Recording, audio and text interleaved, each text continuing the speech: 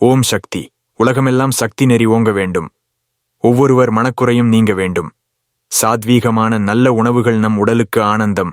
ஆரோக்கியமான நல்ல எண்ணங்கள் நம் மனதுக்கு ஆனந்தம். நல்ல பிள்ளைகள் நம் குடும்பத்தின் ஆனந்தம்.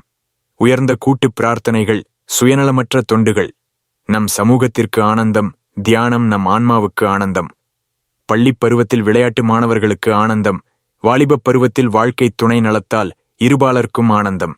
வயதான பருவத்தில் பேணி காப்பதற்கு கணவனுக்கு மனைவியும், மனைவிக்கு கணவனும், உதவுகிற பிள்ளைகளும் இருந்தால் வயோதிகர்களுக்கு ஆனந்தம். ஆன்மீகத்தில் குருவின் துணை பக்தனுக்கு ஆனந்தம். அந்திம காலத்தில் ஆண்டவன் துணையே அனைவருக்கும் ஆனந்தம். ஆனந்தத்தை நாம் வெளியே தேடக்கூடாது, அது நம்முள்ளே இருக்கிறது.